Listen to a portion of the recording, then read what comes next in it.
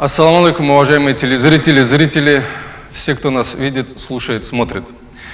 Передача «Будем знакомы» в эфире канала Махачкала ТВ. И сегодняшний наш гость, я его воспринимаю в некотором смысле как революционера.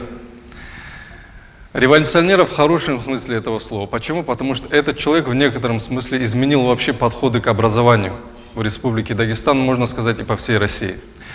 Думаю, что жизненный опыт, общественно-политическая деятельность этого человека расскажут нам о многом, дадут нам по-новому взглянуть на этого человека и может, дадут новое видение вообще исламского человека и мусульманина.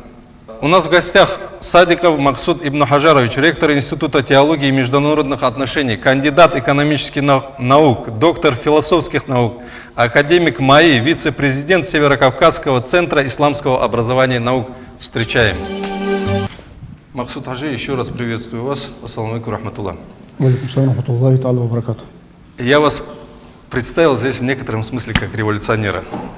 Дайте небольшую, краткую автобиографическую справку сами о себе. Кто вы, откуда вы родом, сколько вам лет, что вы закончили? Бисмиллахир-рахманир-рахим. Альхамдулиллахи раббил аламин. Я родился в селении Арчиб Чародинского района. Родился в 1963 году.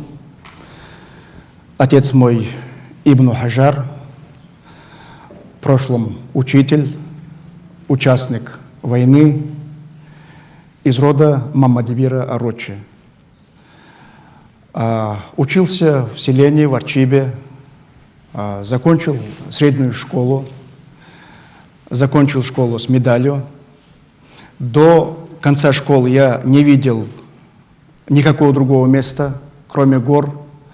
А когда приехал в Махачкалу, несколько дней мне было сложно определить, где ориентир, где юг, где север. Здесь только плоскость, нет ни реки, ни горы, ни дерева. Деревья-то есть, но ориентировка была у меня не в том состоянии. Потом поехал я в Москву, поступил в Московскую академию имени Тимирязева, закончил экономический факультет, тоже с отличием.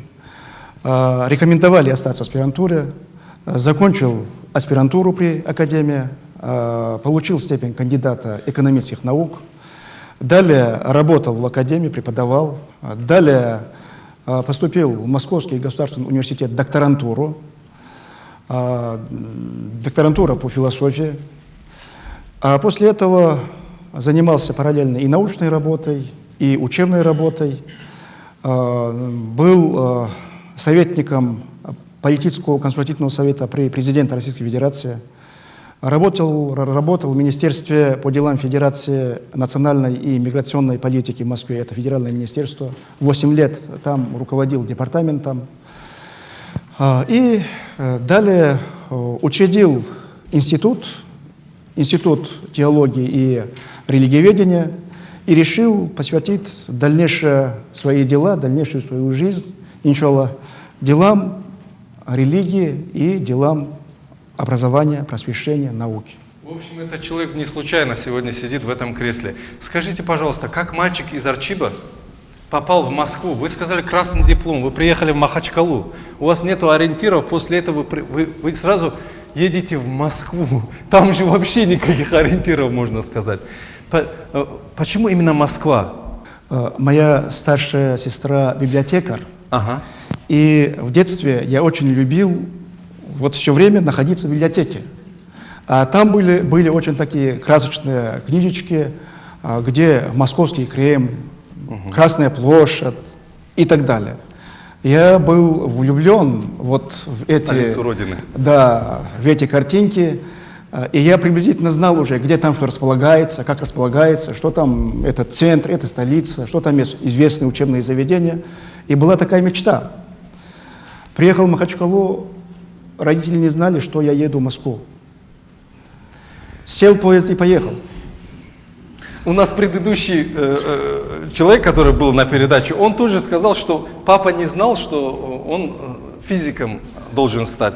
Вы вообще, я не знаю, сейчас ребята слушают, они же пример берут тоже, некоторые, может через какие-то фильтры будем пропускать это все. Продолжайте, я прошу прощения. Приехал в Москву, нет ни одного знакомого. Спрашиваю, где находится такой-то институт. По адресу ищу, нахожу, устраиваюсь в общежитие, сдаю документы и приступаю к подготовке к приемным экзаменам. Скажите, пожалуйста, все-таки человек, который учился в Чародинском районе в Арчебе, сейчас очевидно, что, допустим, ребенок, который учится в Арчебе, он просто так поехать, даже если он, скажем так, в Чародинском районе на отлично закончил, да, школу, ему очень сложно будет поступить даже в Махачкале, не говоря уже о Москве. Существует очевидный такой перекос в том базе знаний, которые закладываются здесь на периферии, скажем так, и там, в центре. Тогда такого не было?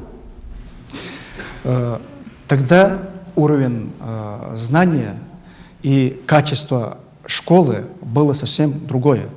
Приехав в Москву, я не чувствовал, что я хуже выпускника московской школы. Плюс тому, там были представители из 27 стран мира, учились. Я не чувствовал, что я чем-то ущемлен, чем-то я как бы хуже, ни по какой-то дисциплине, ни в целом чем-то. Был такой как бы уровень знания в то время. Вы поступили на экономический факультет Московской сельскохозяйственной академии имени Климента Аркадьевича Тимирязева. Почему экономический?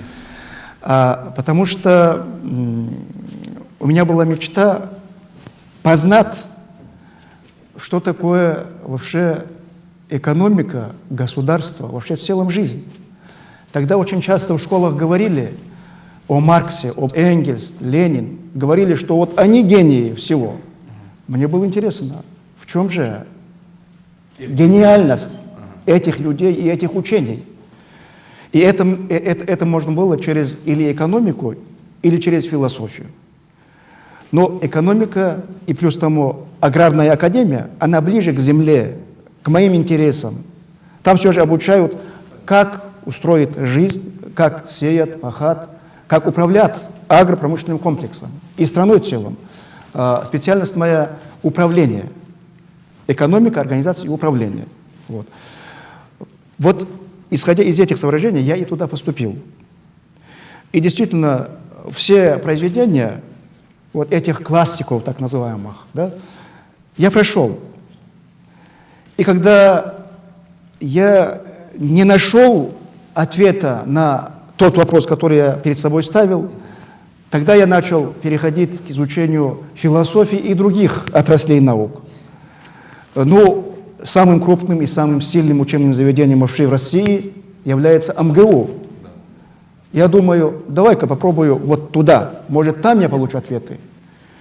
И философский факультет, вот. Но когда и там тоже я не получил должные ответы, тогда я решил изучать религиозную систему жизненных оценок и религиозную систему мировоззрения.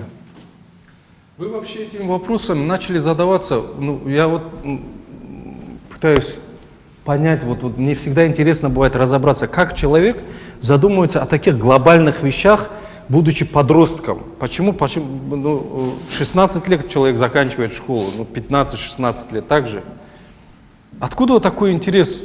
Это не простой, не маленький вопрос, это глобальный вопрос.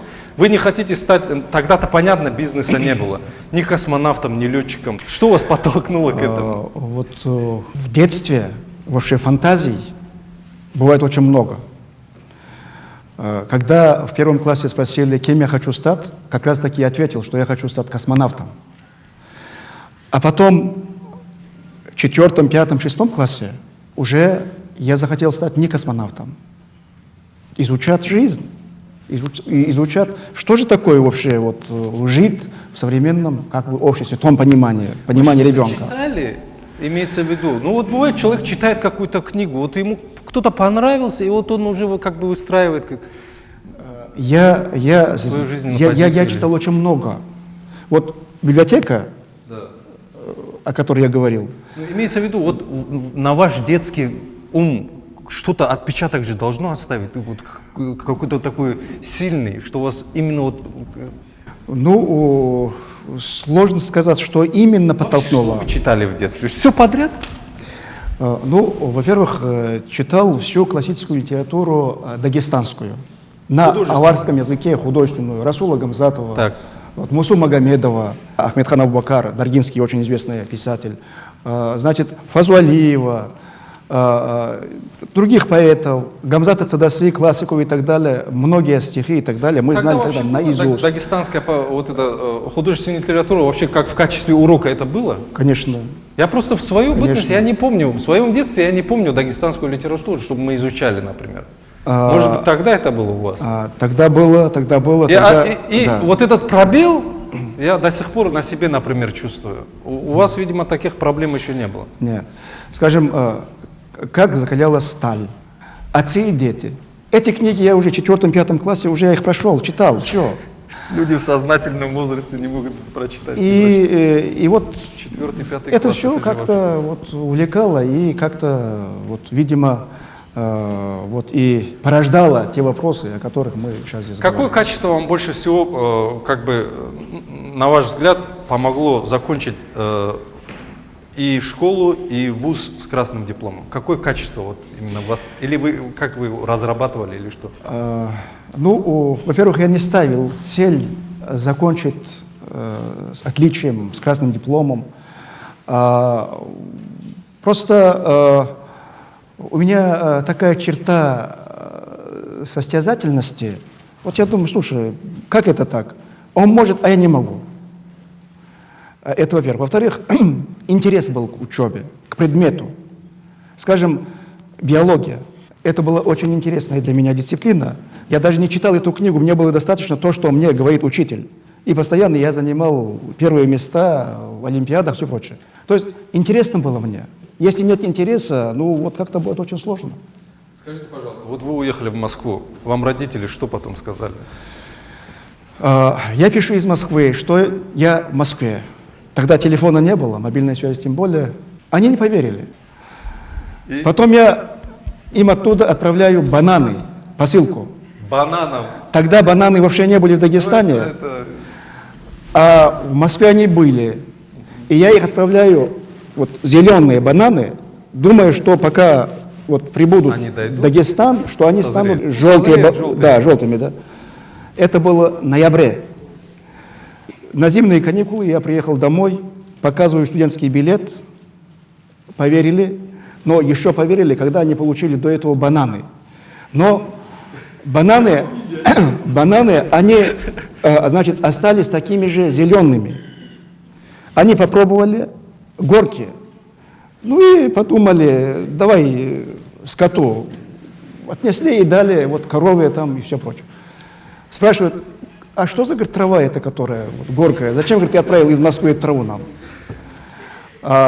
Ну хорошо, что я с собой как раз привез уже настоящие бананы тоже. Показал, и вот очень понравилось. Корова с особой благодарностью не смотрела. И вот таким образом родители поверили, что я учусь в Москве. Хорошо. Скажите, пожалуйста, вот я, смотря вашу автобиографию, я вот смотрю, вы закончили, да, в 86 году. Да. Это как раз время, когда пришел Горбачев. Да, да. То есть началась определенная ломка, перестройка, да? ломка, да. Более того, когда проходили аспирантуру, ваша работа называлась «Управление АПК в условиях перехода к рыночным отношениям». совершенно. Тогда что, уже рыночные отношения были, что ли, у нас? Или вы чувствовали, что мы переходим к рынку? Уже начинались обсуждения вопросов на тему рыночных отношений. Уже началась ломка, и ломка очень резкая, очень быстрая. И в этих условиях уже нужно было подойти к этому вопросу с точки зрения науки, изучать опыт зарубежных стран, изучать саму рыночную систему и таким образом попытаться адаптировать эти условия к тому, где и как живем мы, жила наша страна. Поэтому это была одна из таких первых диссертаций в области агропромышленного комплекса. Моим объектом исследования была Московская область, Москва, Московская область. И, конечно же, это было и интересно, и работа считалась тогда, как говорят ученые, актуальной. То есть тема была актуальная в соответствии с этим временем.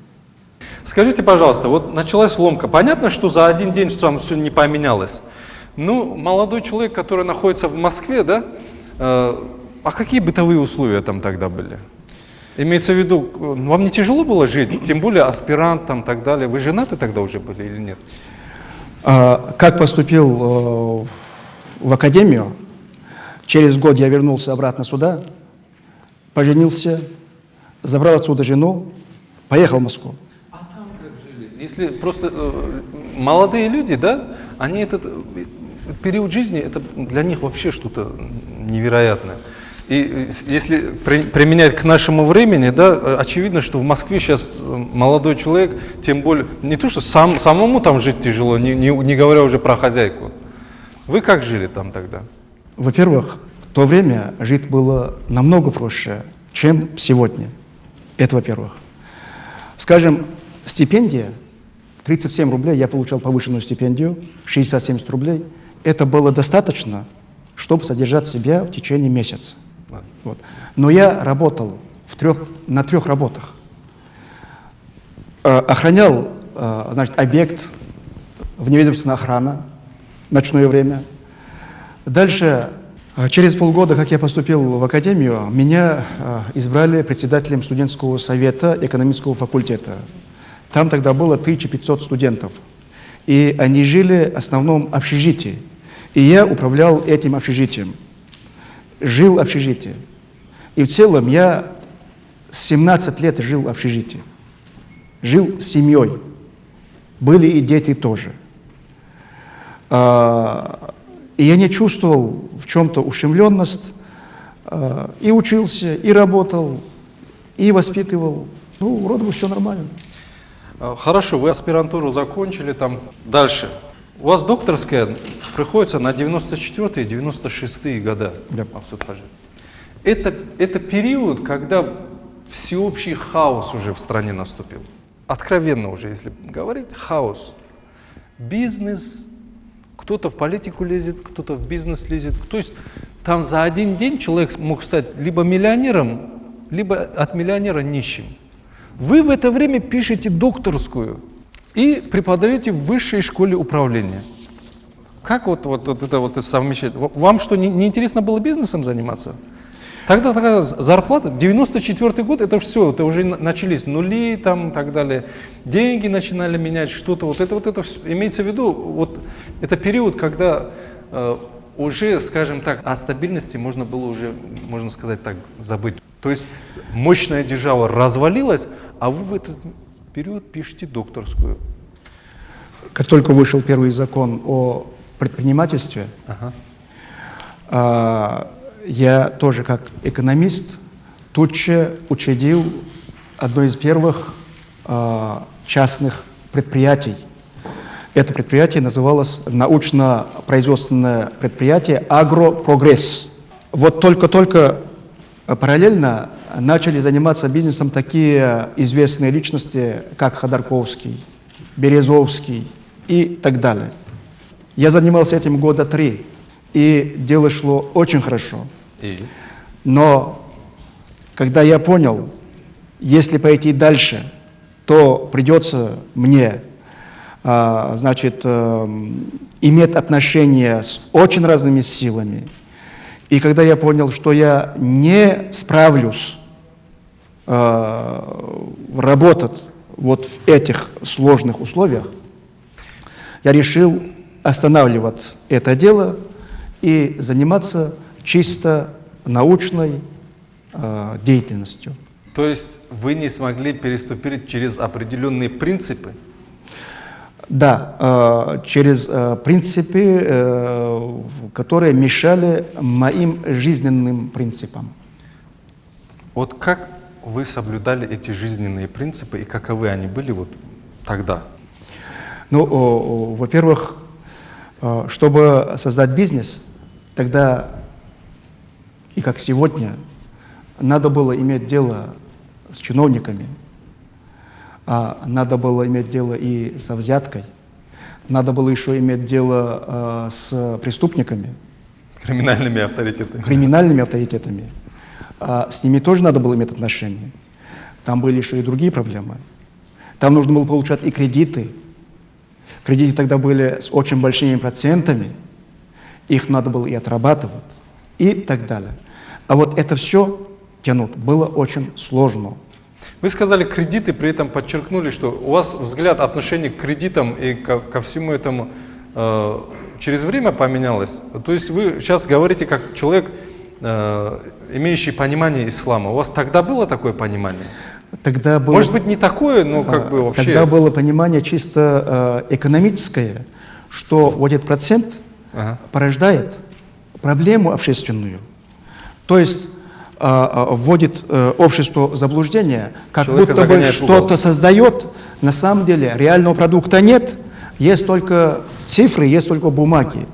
То есть в таком обыденном языке мыльный пузырь. А деньги должны быть параллельно с товаром или с услугой. Товар и услуга, они должны быть живые. А процент, он создает мертвый товар. И он, естественно, мешает нормальному развитию экономики. Вот потом, когда я начал изучать религиозную тему, тогда я нашел в религии как раз тот самый механизм и то самое лекарство, которое лечит вот болезнь рыночной экономики и рыночной банковской финансовой системы.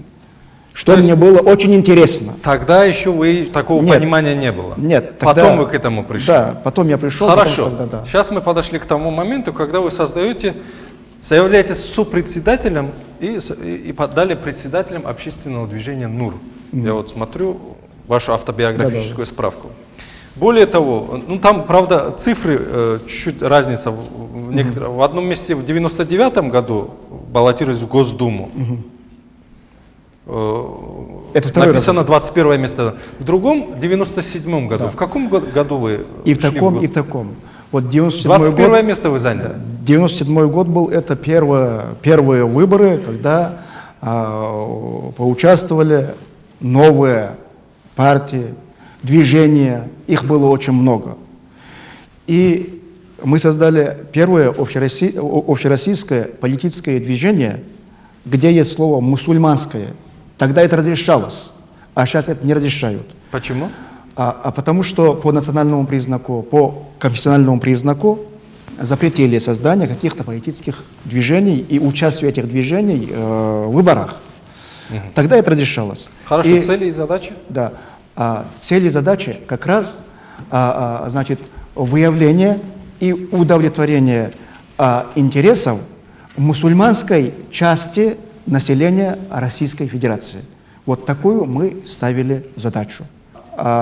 И поучаствовав на выборах, там было 42, по-моему, или 41 политическое движение. 43. 43. 43 блока. Мы заняли 21 или 22 место. 21 место вы заняли, при этом обошли Хакамаду, Федорова, Борового. Федоров, Хакамада и так далее, они были позади. Что было интересно? Вот впервые по российскому телевидению азан был озвучен моим коллегой Вафой Ярулиным, он был сопредседателем движения «Нур», и впервые мы начали разговор о том, что у мусульман есть какие-то свои интересы, интересы к образованию, интересы к экономике и так далее. Ну, потом, когда законы уже появились, когда появились новые законы, когда мы увидели, что наша уже востребованность в данном случае не такая, мы решили это дело как бы тоже заморозить. Но на тот период нужно было это. А на тот период мы свою функцию, как смогли, Хорошо. мы постарались выполнить.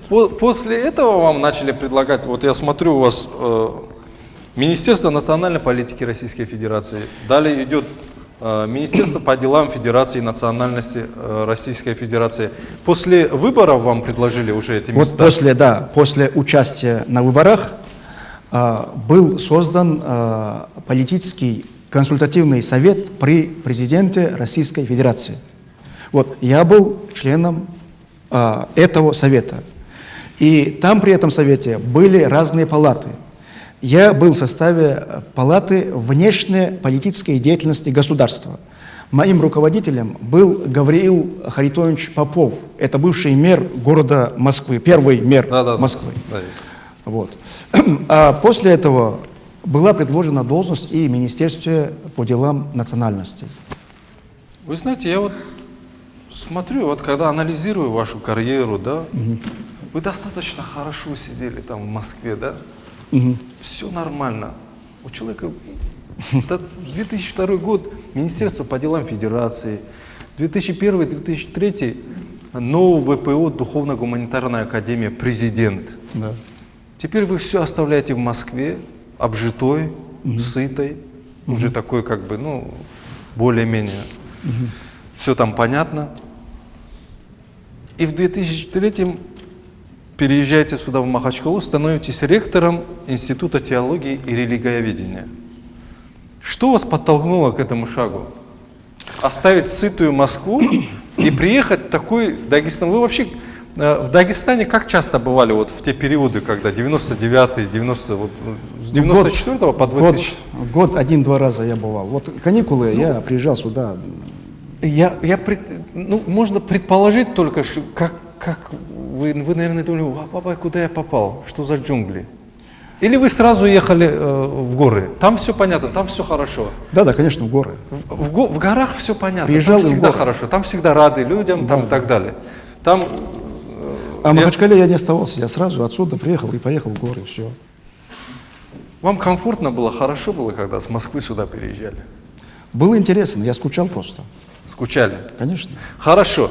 Вот вы оставили там, я еще раз вернусь к вопросу, все вот там оставили и приехали здесь фактически заново строить непонятно что. Институт теологии и религиоведения. Такого аналогов подобных, такие аналоги были подобные вообще где-нибудь? Законов не было законов, позволяющих создавать вот такой аналог. И?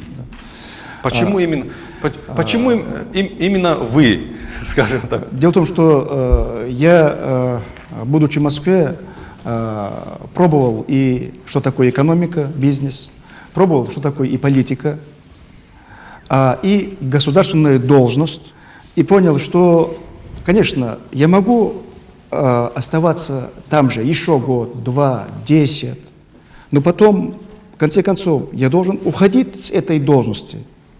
Государственную должность, она до 60 лет. Дальше не имеем права. Автоматом должны оттуда уходить. Понятно. Хорошо. А что дальше? Дальше пустота. Поэтому пока есть какие-то возможности... Пустота есть... в каком смысле пустота? Вот конкретизируйте. То есть, вот... В смысле, вы себя не связывали с Россией, с Москвой? Или какого рода пустота? У тебя основное время уходит на государственную работу. Утром пришел, вечером ушел. Да. Ты ничего не можешь самостоятельно, творчески создавать, делать и оставлять после себя. Понятно. У меня все время вот такое желание что-то делать, что-то оставить и так далее. Это тоже, опять же, детская такая черта, может быть, нехорошая черта. Вот черта. и решил, давай-ка я оставлю эту должность. Ликвидировали тогда Министерство по делам Федерации, и мне предлагали переходить в Министерство экономики, к Грефу. Я подумал, решил, давай-ка я не пойду на госдолжность, создам что-то свое. Вот и учредил там этот институт, сделал лицензию, приехал сюда, в Махачкалу, и сказал муфтию: Ахмад Хаджи, вот такое дело, вот такие законы, и вот было бы очень хорошо, если мы вместе подумаем о запуске вот такого проекта. Вас поняли? Меня поняли, потому что мы общались с муфтием и в целом с духовным управлением, начиная с периода и Саида Мухаммада Хаджи Рахимуллах. Он был человеком, как раз генератором идей и мыслей новых, свежих. Вот как раз его бытность, и появилась у нас идея о создании учебного заведения, где бы присутствовало и религиозное, и так называемое светское. Но законы не позволяли. Как только вышел закон, позволяющий эту работу, тут же первыми мы и регистрировали, и запустили этот проект. Поэтому ради этого проекта я посчитал, что можно оставить все, что там есть в Москве, и приехать сюда. Альхамдулилlah, я доволен. Старые знакомства помогают? Очень даже. Очень. Очень даже. Я не буду сейчас говорить о том, кого вы знаете. Наверняка, наверное, многих знаете. Хочу вам сказать, с нашим чиновником дагестанским работать очень непросто. Мне проще позвонить в Москву и сказать: друг, позвони к этому. Хорошо. Вот в одном из интервью вы говорите о том, что наиболее настороженно к исламу в Махачкале относятся представители интеллектуальных кругов, профессура, там, так далее, так далее. Вот как их можно привлечь, на ваш взгляд? Их можно привлечь нашим хорошим, грамотным подходом к ним. Мы должны попытаться донести до них знания об исламе на понятном им языке, в понятной им форме. Каждому из людей есть определенный ключ. Просто мы должны вооружаться этими ключами и к этому интеллигенту, и к чиновнику, и даже к экстремисту, язычнику, атеисту. Ислам дает эти ключи, их надо изучать. Вот в чем наша потребность сегодняшняя. А не просто так изучили, и знаем, и сидим. Вы говорите, что не просто было искать преподавателей, да, но 80% преподавателей соответствуют тем требованиям, которые вы как бы, то, что от них требуете. 20 еще по ходу учатся. Вы собрали, говорите, что лучших преподавателей. И вот сегодня наш вуз, я так понял, является базовым вузом, да, в России. Методики кто разрабатывает вообще? Вот когда вы задали вопрос о проблемах, я проблему о кадрах не затронул. Ну, раз вы сами подняли этот вопрос, я должен сказать, действительно, это была проблемой, и сегодня тоже есть проблемой. Проблема не потому, что у нас нет алимов. У нас самые лучшие алимы в России. Я бы сказал, лучшие даже в мире сегодня алимы у нас. Я могу так сказать достаточно уверенно, потому что я бываю кругом.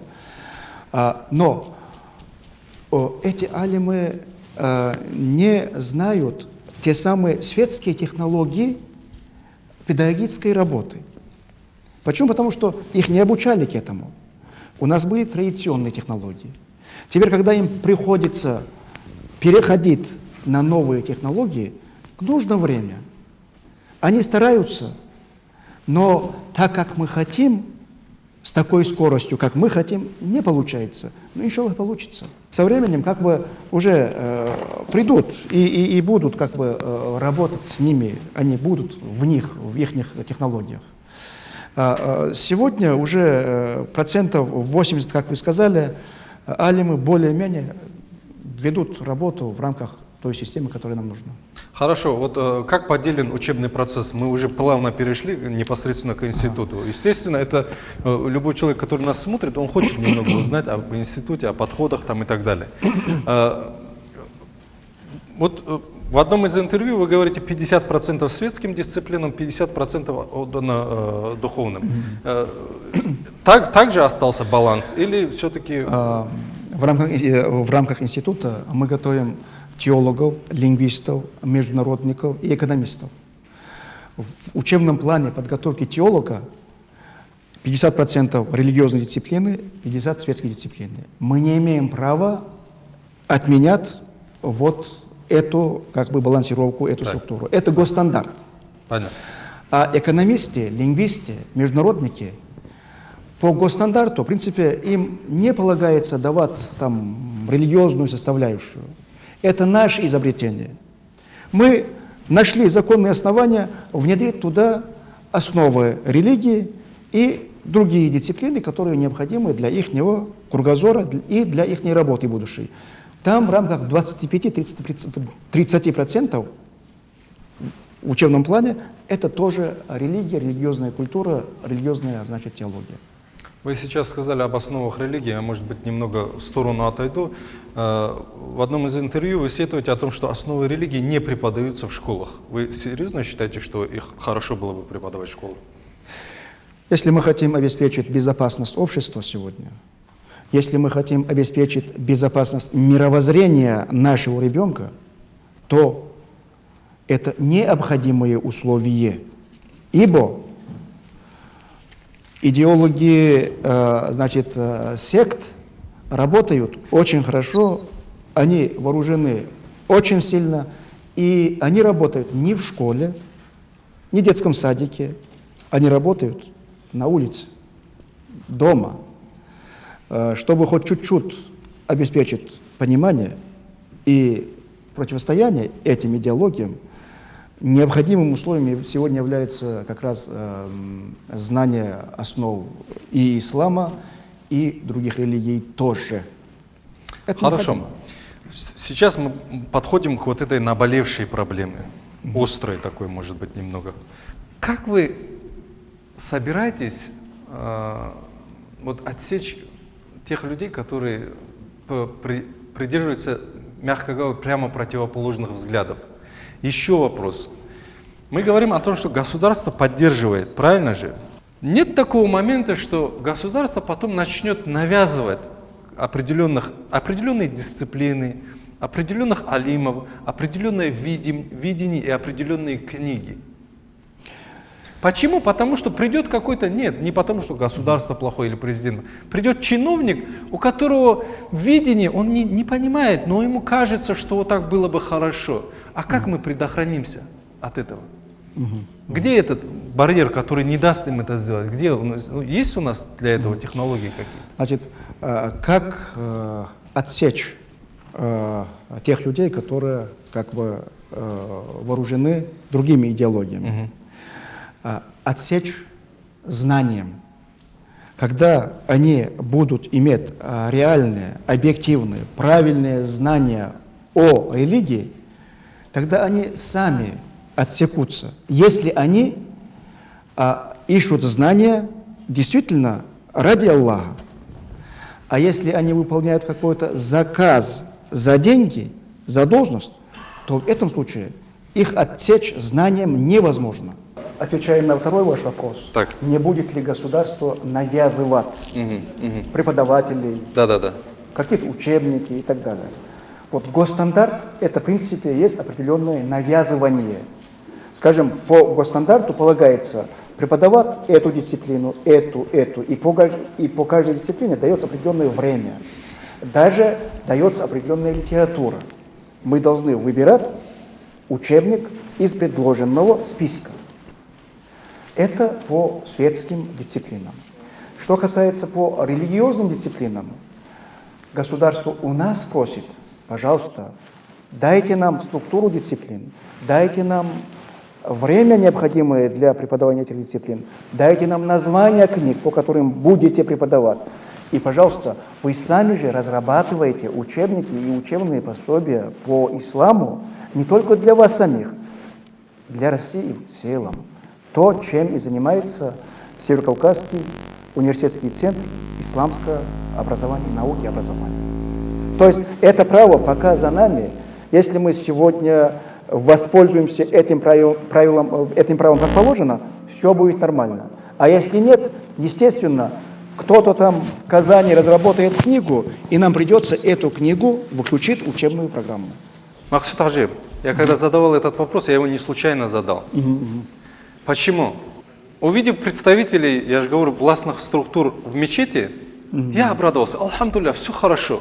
Но есть одно большое жирное но. Посмотрев интернет-сайты и увидев некоторые обращения к нашим чиновникам, я понял, что, друзья мои, здесь представители разных, скажем так, течений, и тех, у кого есть свои интересы, они пытаются достучаться до президента, в частности сегодня, да, и уже идут разговоры о том, чтобы на полном серьезе отменить закон об экстремизме, о ваххабистской деятельности, о том, чтобы сесть за стол переговоров. А где завтра гарантии, что завтра к вам в институт не придут и не скажут, это такие же люди, просто их недопоняли. Посадите его в качестве преподавателя, возьмите вот эту книжечку. Я не хочу, чтобы мой ребенок пришел сюда, да, допустим, и у него не было этих барьеров. Пожалуйста, прокомментируйте. Да, вы затронули очень такую... Это острый вопрос, это проблемный вопрос. Это острая проблема, и это проблема, над которым все общество наше должно задуматься. Потому что Дагестан, как никакой другой субъект, прошел через эксперименты, связанные и с переговорами, и с круглыми столами, и всякими перемириями. Поэтому сегодня очередной раз должны подходить к этому вопросу комплексно, очень обдуманно. Если речь идет об отмене закона о ваххабизме, то я думаю, что пока не созрели условия для отмены этого закона. Вот что изменилось с того времени, когда был разработан этот закон? Что стало меньше этого экстремизма? Что не убивают? Что находят тех преступников, которые совершают эти теракты? Нет. Поэтому, хотя этот закон не действует, у этого закона нет механизма реализации работы. Это Тем все не понятно. менее, этот закон выполняет определенную функцию психологического баланса в обществе. И лишат общества вот этой функции, я думаю, что рановато. Это будет опасно нашей молодежи, которая завтра может оказаться и в лесах, и в других местах. Так их сейчас Она не- тоже поймет, молодежь поймет, это нормально, значит все, открытие дороги. В том-то и дело, в том-то и дело. На ваш взгляд, вообще есть такое понимание, как бы у нас наверху, скажем так, почему? Потому что вы чаще общаетесь с чиновниками там и так далее. Но неужели сегодня, когда люди задают вопрос, кто такой ваххабит, кому он должен обратиться? Кого надо отправить к ним, чтобы объяснить, кто такой ваххабит? Родители тех детей, которых разорвало 9 мая по запчастям, мягко говоря, раскидало. Как можно? Этот вопрос ставится, это ставится людьми, которые находятся в политике, при этом они как бы достаточно хорошо себя чувствуют. Их не разорвало. Разорвало моего брата, моего там родственника, убили моего друга, убили моего учителя. Кого отправить, чтобы объяснить, что это не те люди, с которыми можно переговариваться? Что это не те люди, которых сегодня на полном серьезе задают вопрос. На полном серьезе задают вопрос, почему нет в духовенстве их представителей? И это задают вопрос люди, которые, как сказать, они имеют доступ к микрофону, к общественности, да? Тогда давайте их в милицию возьмем, давайте в структуры ФСБ возьмем, давайте в руководство возьмем. Люди, которые знают сущность этого явления, задавать такие вопросы не будут. К большому сожалению, многие политики наши тоже не разбираются в законах сегодняшней геополитики, законах государственного управления и так далее. Ведь их профессионально никто не готовил. Но что нужно делать? В обязательном порядке нужно создавать какие-то механизмы по спасению той молодежи, которая оказалась и оказывается, и окажется случайно в кругах вот этих экстремистов. Ведь не все ребята, они такие уж плохие, и от которых понятно. надо отрекаться. Конечно. Нам Полностью максимально согласен. надо приложить усилия и духовному управлению, и учебным заведениям, и власти. Значит, огородить нашу молодежь от этого явления опасного. И та молодежь, которая где-то находится, если можно, пусть один будет, хоть пусть 2 человека, спасти их, вернут в нормальное русло. Вот какую работу нам нужно вести. Вот над этим и должны работать правители, а не над тем, чтобы направить духовное управление или учебное заведение специалиста, который будет пропагандировать идеологию там, Иеговы или идеологию там, какого-то террора. Здесь мы должны подходить очень тонко. Сегодня Дагестан находится в достаточно тяжелом положении. Болеет очень серьезной политической болезнью. И политикам же надо обеспечить лечение этой болезни. Вы помните советское время? В советское время не то что секты, все религиозные институты были приостановлены. Это к чему? Власть, если захочет, решит какую-то задачу, решает и способна решать эти задачи. Есть все необходимые инструменты.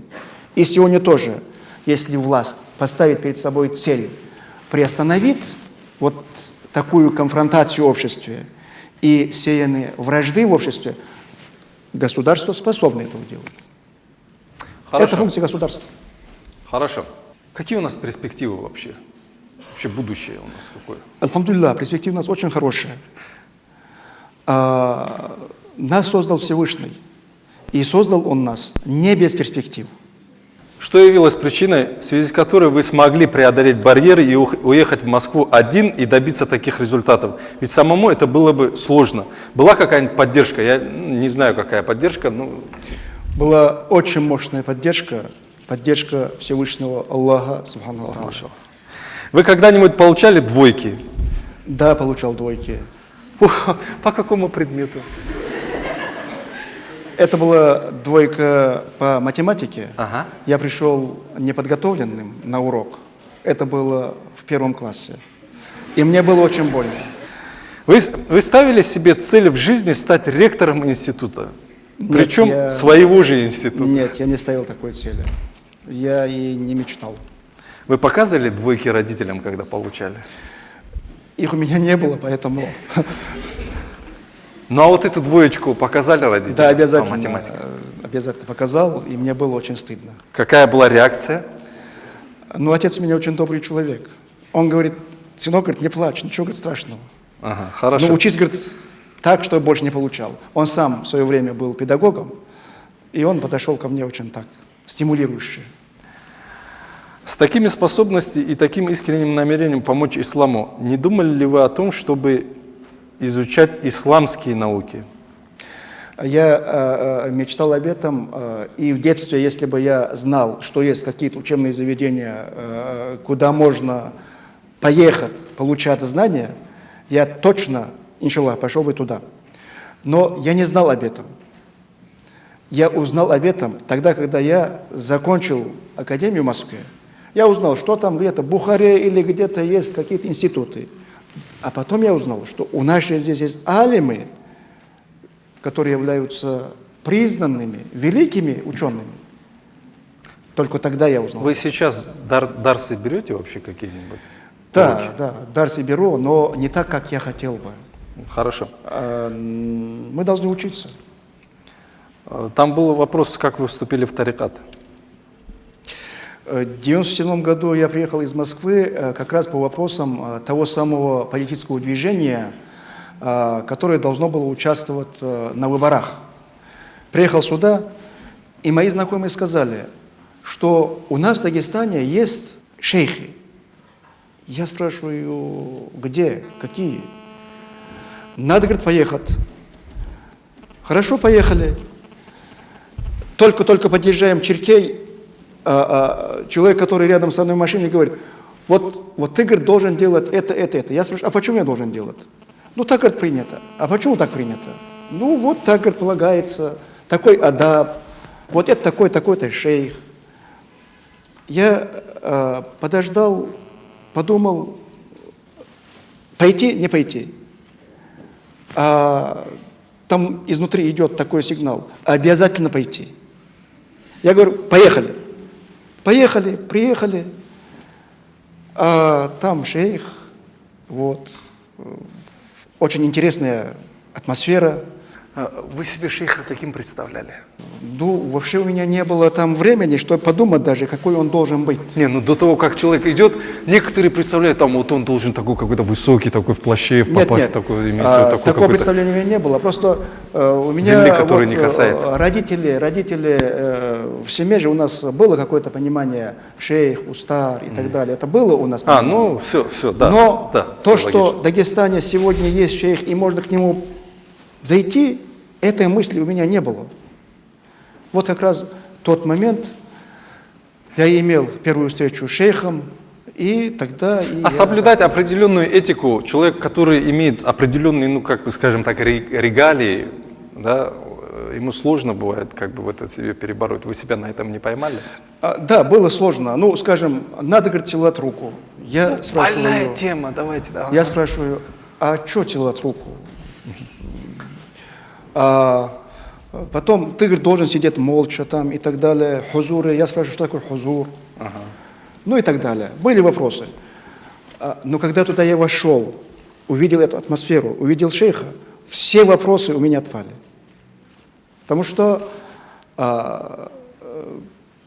сам пришел, что целовать руку этому человеку – это просто честь. Это подарок Всевышнего мне. Вот. Общение, вроде бы слова такие для меня не особо понятные, но в каждом слове какая-то энергетика, чувствуется она. Поэтому вот, начиная с первой же встречи, у меня не оставалось вопросов, надо ли, значит, ходить к шейху, надо ли делать то, что он говорит, ну и так далее. Хорошо. Альхамдулилля, это помощь Всевышнего. Там был вопрос о том, помогает ли государство. По-моему, этот вопрос мы прокомментировали, поэтому я надеюсь, вы не обидитесь. Помогает ли государство вообще? Государство помогает. Дело в том, что именно государство способствовало созданию России 5 университетских центров. Это в Казани, в Уфе, в Москве, Нальчике, Махачкале. И самый крупный исламский университетский центр – это то, что в Махачкале. Базовым институтом этого центра является Институт теологии и международных отношений. Вот. Дальше государство нам помогает и в вопросах организационных, финансовых. Есть гранты, которые позволяют нам разрабатывать книги, издавать книги. Есть возможности нашим студентам, у наших студентов получать небольшую стипендию. Есть возможности у наших студентов поехать за границу на повышение квалификации, на стажировку и так далее. То есть есть возможности, если мы сумеем воспользоваться этими возможностями. Мы ими почти не воспользуемся или же воспользуемся на небольшой процент. Это наша вина. Вы по любви женились?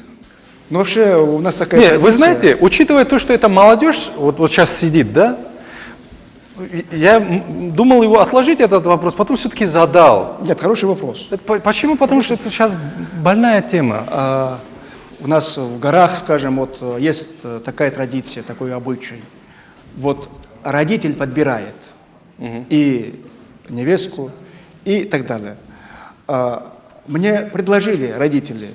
Я подумал и сказал, да, и все нормально. Правда ли, что вы были советником ныне покойного президента Бориса Ельцина?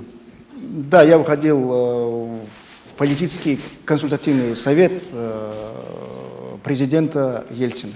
То есть вы с ним общались, получается? Да, да. Есть ли у вас настольная книга и как она называется? Есть настольная книга, название этой книги «Коран». Старались ли ваши родители как-то повлиять на ваш выбор, на кого пойти учиться? Нет, нет. Родители, наоборот, думали, ну, куда-нибудь там слесарем, там, токарем, кем-то, кем-то. И родственники, которые так в раз Махачкале, и неожиданно экономист. когда я спрашивал у них, куда же мне пойти учиться, предлагали, вот, сварщиком. А я, в принципе, сварщиком 3 месяца работал, у меня есть разряд сварщика, я умею варить. Пожалуйста, человек на все руки мастер. Хорошо, какое качество вы уважаете и цените в человеке? Справедливость. Человек должен быть справедливым. Если он справедливый, он будет честным. Если он будет честным, он будет верующим. Если он будет верующим, то он будет богобоязненным. Во сколько лет вы начали изучать религию? Меня к религии обучала моя бабушка. Мне тогда было 5-6 лет. А что касается такого серьезного подхода, после того, как приехал сюда, в Дагестан. Такой вопрос. Расскажите интересный случай из вашей жизни. Он может еще столько же времени занять, но мало ли, может какой-то такой раз, и вспышка бывает же. Интересных случаев много, но какой самый такой интересный, тоже вопрос сложный. Интересный случай во время хаджа, когда я был первый раз в хаджи, я только подъехал Аль-Хараму, и появилась мысль, что я хочу встретиться с таким-то человеком. И спустя некоторое время я встречаюсь с этим человеком, и у нас состоялся очень интересный разговор, который в перспективе стал основой многих моих перспектив. Вот этот случай для меня был очень интересным. Почему, я не знаю. И таких было много вообще. Сейчас нынешним студентам-дагестанцам вы порекомендовали бы ехать в Москву за образованием? Я порекомендовал бы после некоторого обучения здесь, в Дагестане. В Дагестане ощутят последствия взрывов, недавно произошедших в Москве? Обязательно. И в Дагестане ощутят, и по всей России ощутят. И эти уроки и эти результаты будут не в пользу мусульманского населения. Вот уже вчера были драки, были пытки лиц кавказской национальности и лиц неславянской национальности. Это очень плохо отражается на судьбах и на делах наших кавказцев и в целом мусульман. Вообще, насколько корректна формулировка, имеющая отношение к северокавказским республикам? Вчерашняя формулировка, которая дана была. Это формулировка ошибочная, это формулировка преступная. Почему? Потому что по национальному признаку, по региональному признаку, по конфессиональному обозначить преступника и демонстрировать его в средствах массовой информации, это есть нагнетание нехорошей энергетики в обществе. Это есть конфронтация общества, это противостояние обществу. Самые некрасивые черты человеческие, на ваш взгляд? Мне кажется, лживость. Бывает человек, который врет. Вот это мне не нравится. Это то, что пророк, алейхиссалату вассалам, сказал, вообще не свойственно мусульманину. Что является, на ваш взгляд, самым важным фактором в развитии, воспитания и образования молодых людей сегодня? Самым важным фактором является приучение этого молодого человека к основам и культуре религии. Это имеет очень большое значение. Это есть тот самый стержень, вокруг которого он будет строить свою жизнь. Это очень важно. Много людей поддерживает вас в вашем деле? Есть люди, которые поддерживают, и есть, которые не поддерживают. Много ли их? Сложно сказать. Вы с детства молитесь? Да, альхамдулилля, вот бабушка меня научила 6-7 лет. Это у нас семейная какая-то традиция, поэтому с этим проблем у нас не было. Поступают ли к нам госзаказы? Госзаказы к нам не поступают, но со следующего года, иншаллах, будут поступать как раз госзаказ на теологов. Государство будет заказывать подготовку специалистов для государства. Да. Есть ли поддержка нового президента? Психологическая поддержка есть, а так президент только-только начал свою работу. Вы с ним встречались вообще? Да, как мы встречались. Его мысли, его пожелания, его намерения, мы в них увидели как раз то, что полезно для Дагестана, для нашего дела. Мы налагаем серьезные перспективы на этот контакт. Махсуд Хаджи, огромное спасибо, что вы пришли. Я надеюсь, и наши зрители, и студенты сегодня несколько по-новому вас увидели. Кое-что узнали, о вас больше, скажем так, узнали. Как-то вы стали ближе ко многим из них, и для наших телезрителей в том числе. С вами было достаточно интересно и легко вести передачу. Вам огромное спасибо. Надеюсь, те, кто нас смотрел, извлекли пользу из того, что вы увидели. Вам огромное спасибо еще раз.